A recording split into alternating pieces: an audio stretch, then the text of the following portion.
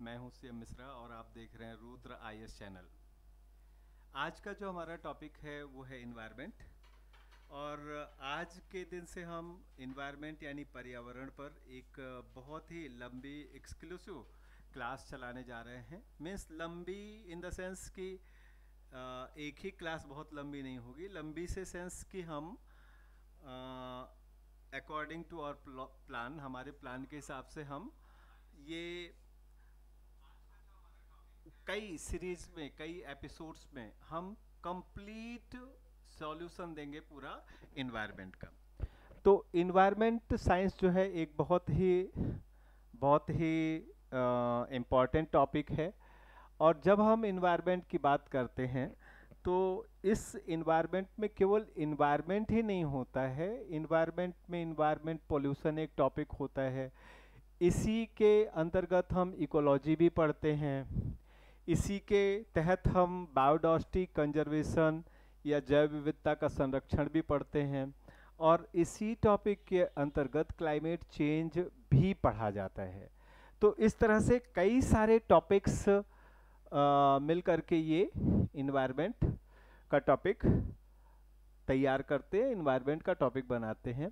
अब इसके इम्पोर्टेंस की बात करूं मैं तो कोई ऐसा एग्जाम नहीं है भाई मेरे, कोई भी ऐसा एग्जाम नहीं है, चाहे वो यूपीएससी का एग्जाम हो, चाहे वो एमपीपीएससी का एग्जाम हो, चाहे वो न्यू सिलेबस ऑफ एमपीएसआई का जो न्यू सिलेबस है उसका हो, मध्य प्रदेश लोक सेवा आयोग अदर जितने भी एग्जाम लेता है, सारे एग्जाम सभी परीक्षाओं में, इवन जैसे फॉरेस्ट गार्ड हो गया या फॉरेस्ट रेंजर हो गया, इन सब एग्जामों में, इन सब परीक्षाओं में तो ये बहुत ही इम्पोर्टेंट टॉपिक होता है। तो इस टॉपिक में ऐसे है कुछ नहीं, बट थोड़ा सा टेक्निकल सब्जेक्ट है ये। तो बहुत सिस्टमेटिक तरीके से मैंने इस कोर्स को डिज़ाइन किया है और इस उम्मीद के साथ ये शुरू करता हूँ कि शायद आपको भी ये समझ में आए। अगर आपको जो टॉपिक्स हैं हमारे वो अच्छे लगें तो प्लीज़ हमारे चैनल को लाइक कीजिए, सब्सक्राइब कीजिए और ज़्यादा से ज़्यादा लोगों तक शेयर कीजिए। और नोटिफिकेशन बेल जो आपके राइट हैंड में, स्क्रीन के राइट हैंड में नोटिफिकेशन बेल है, उसको दबाना कतई ना भूलिए, जिससे जैसे ही हम कोई नया वीडियो अपलोड करेंगे उसकी सूचना आपको मिलेगी। तो इसी के साथ आइए शुरू करते हैं हम आज का टॉपिक पर्यावरण। तो फर्स्ट ऑफ ऑल सबसे पहली बात होती है कि पर्यावरण किसे कहते हैं, what is the definition of environment, पर्यावरण होता क्या है। ओके अब ऐसे पर्यावरण की अगर हम परिभाषा की बात करें तो 40 से अधिक परिभाषाएं पर्यावरण की दी जा सकती हैं। बट आप भी जानते हैं कि हम कोई यहाँ बहुत इन्वायरमेंट साइंस की बहुत स्पेसिफिक स्टडी नहीं कर रहे हैं। तो एक बहुत सामान्य सी डिफिनेशन, एक बहुत सामान्य सी परिभाषा आपको पर्यावरण की आनी चाहिए। तो जो मेरे हिसाब से जो बहुत आसान सी परिभाषा आई वो ये आई कि जैविक, जैविक मतलब होता है बायोटिक, और अजैविक, अजैविक मतलब होता है अबायोटिक, यानी बायोटिक और अबायोटिक। ओके जो घटक होते हैं जैविक और अजैविक घटकों का एक ऐसा संयोजन, एक ऐसा कॉम्बिनेशन। बायोटिक में क्या हो जाता है, बायोटिक में होता है जैसे प्लांट्स हो गए, पेड़ पौधे हो गए, या एनिमल्स हो गए, सारे जानवर हो गए, कितने भी प्रकार के जानवर हों, ये सब बायोटिक हो गए। और अबायोटिक क्या हो गया, अबायोटिक हो गया जैसे सनलाइट हो गई, जैसे वाटर हो गया, जैसे मिनरल्स हो गए, ओके, या जैसे गैसेस हो गई। ये अबायोटिक कंपोनेंट्स हैं। इन बायोटिक और अबायोटिक कंपोनेंट्स का ऐसा संयोजन, ये आपस में इस तरह से जुड़ जाए जिससे कि प्राणियों के जीने की अनुकूलता तैयार हो। ओके, जिससे सरल भाषा में बोले तो ये हमारा प्लेनेट ही एक ऐसा प्लेनेट है, जितने हमारे सोलर सिस्टम में जो 8 प्लैनेट्स हैं, उन 8 प्लैनेट्स में हमारा जो प्लैनेट है धरती, अर्थ, पृथ्वी जिसको हम कहते हैं, पृथ्वी ही एक ऐसा प्लैनेट है जिस पर ये सारी चीजें, plants, animals, sunlight, water, mineral और गैसेस, ये सब आपस में इस तरह से जुड़ी हुई हैं, आपस में इस तरह से कंबाइन होती हैं, जिससे पहली बात क्या कि लाइफ पॉसिबल हो पाती है, पॉसिबिलिटी ऑफ लाइफ बन पाती है। ओके, तो कैसे डिफाइन करोगे पर्यावरण को कि पर्यावरण जैविक और अजैविक घटकों का ऐसा संयोजन है जो प्राणियों के जीवन जीने की के लिए अनुकूल दशा निर्मित करता है।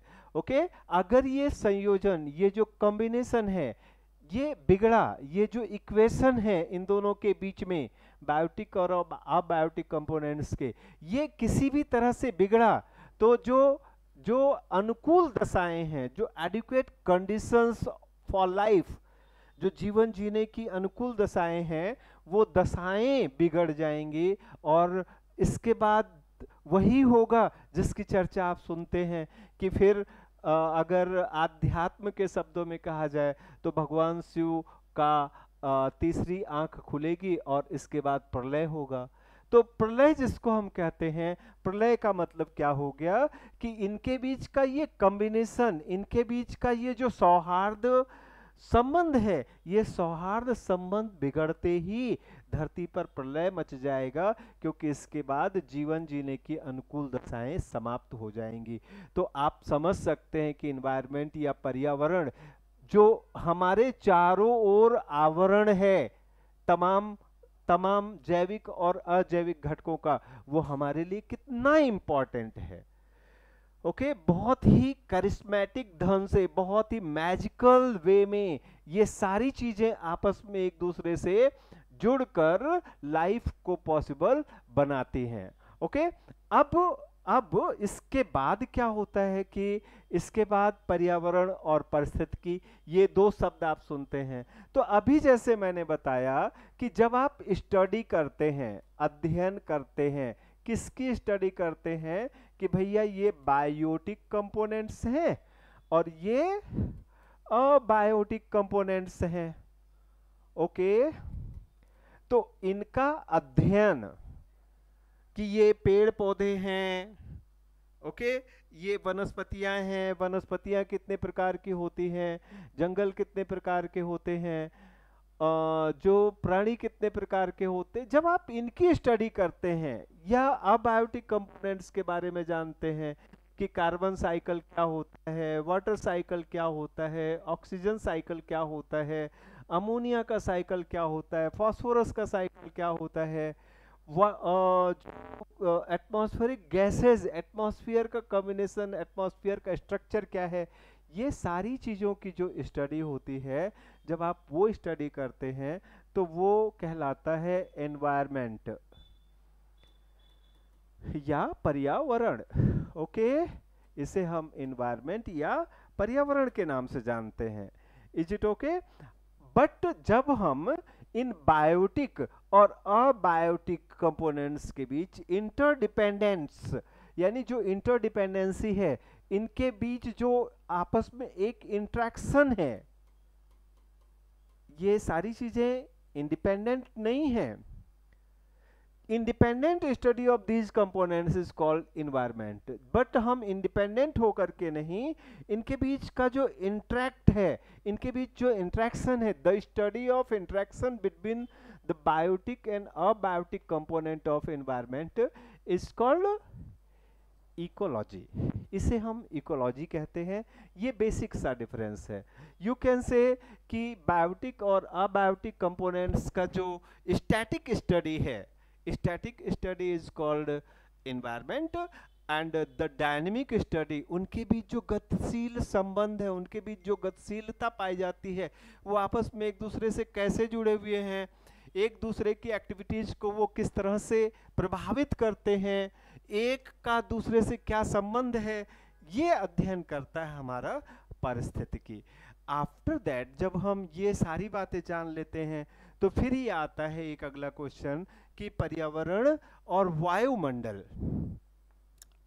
ये जो विषय हमने रखा वो सिर्फ इस वजह से रखा, या इस टॉपिक को रखने का मेरा मेन कारण था कि मैं देखता हूँ क्लास में, आउट ऑफ क्लास, क्लास के बाहर भी बच्चे जो है वो बहुत कंफ्यूज रहते हैं, बच्चे बहुत भ्रमित रहते हैं। और इन दोनों शब्दों का, पर्यावरण और वायुमंडल, इन दोनों शब्दों का वो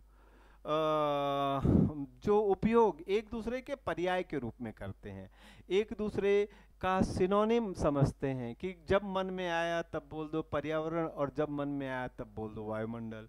ओके, तो इस सब्जेक्ट में आगे हम बढ़े इससे पहले इन दोनों शब्दों का जो डिफरेंस है वो समझना जरूरी है। तो क्या है कि पर्यावरण एक ब्रॉड कॉन्सेप्ट है, एक ब्रॉड कॉन्सेप्ट है, एक विस्तृत अवधारणा है। ओके, एक ब्रॉड कॉन्सेप्ट है, ठीक। जबकि वायुमंडल जो है, वायुमंडल एक नैरो कॉन्सेप्ट है। एंड बोलूं अगर मैं सही मायने में, तो वायुमंडल जो है, वायुमंडल यानी atmosphere is the part of environment. Atmosphere environment का एक हिस्सा है। कैसे है ये मैं आपको अब समझाने की कोशिश करता हूं, समझाने का प्रयास करता हूं।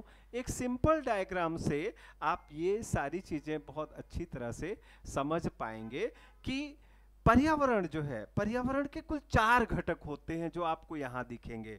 First of all is atmosphere. Atmosphere क्या है? एटमॉस्फेयर का मतलब होता है ये कि हमारी पृथ्वी है। पृथ्वी चूंकि एक भारी भरकम पिंड है, यानी earth is a heavy body, so it has a gravity. इसमें एक ग्रेविटेशनल अट्रैक्शन या इसमें एक गुरुत्व बल पाया जाता है, जिस बल के पृथ्वी अपनी ओर सारी चीजों को खींचती है। इस बल का काम क्या होता है? बल का काम होता है, जब बल अप्लाई किया जाता है तो बल का काम होता है खींचना। जैसे मैग्नेट होता है, मैग्नेट किसी चीज को अपनी ओर खींचता है। सिमिलर टू दैट, उसी तरह से अगर हम बात करें तो पृथ्वी भी मैग्नेट की तरह बिहेव करती है। हालांकि उस संदर्भ में बात नहीं कर रहा हूं, पृथ्वी सही में एक मैग्नेट है, मतलब पृथ्वी में भी मैग्नेटिक प्रॉपर्टी होती है, बट उस तरह के मैग्नेटिक प्रॉपर्टी की बात नहीं कर रहा हूं, क्योंकि मैग्नेट जो है वो सिर्फ जो पैरामैग्नेटिक या मैग्नेटिक मैटर्स होते हैं उन्हीं को अपनी तरफ खींच सकती है। अब मैग्नेट जो है वो कागज, कपड़ा अपनी तरफ नहीं खींच सकती, मैग्नेट पत्थर अपनी तरफ नहीं खींच सकती, मैग्नेट किसी हवाई जहाज को अपनी तरफ नहीं खींच सकती है, मैग्नेट इंसान को अपनी तरफ नहीं खींच सकती है। ओके, बट पृथ्वी हमारी वैसा ही बिहेव करती है। पृथ्वी किसी भी चीज को अपनी ओर खींचती है। और अगर आपको यकीन ना हो तो आप ये करके देख लो, किसी भी 2 मंजिल, 3 मंजिल, 4 मंजिल जो बिल्डिंग है उसके टॉप पर आप चले जाओ और वहां से जरा सा आप झुको, जो छत का जो टेरेस होता है, टेरेस पर आप हल्का सा झुको, आपको ऐसा लगेगा जैसे नीचे कोई खींच रहा है हमें, और बहुत लोग गिर जाते। भाई एक बात बताओ, जो 10-10, 15-15 मंजिल ऊंचाई से छलांग लगाते हैं, वो नीचे ही क्यों गिरते हैं? वो ऊपर क्यों नहीं? आसमान जब जैसे उन्होंने टेरेस छोड़ा, तो ऐसा भी तो होना चाहिए कि टेरेस छोड़ने के बाद ऊपर उठ जाए। यहाँ खड़ा है कोई, यहाँ खड़ा है, उछाला खुद को, तो ऐसे ऊपर क्यों नहीं जाता? वो ऐसे नीचे धड़ाम से आके क्यों गिरता है? तो इसकी एक ही वजह है कि नीचे कोई है जो उसे खींच रही है, और जो खींच रही है बहुत बलशाली है, और उसका खींचने का यही बल गुरुत्व बल कहलाता है। तो कौन है जो खींच रही है? That is earth. और अर्थ किससे खींच रही है? अपने ग्रेविटेशनल अट्रैक्शन से, अपनी ग्रेविटी से चीजों को खींचती है।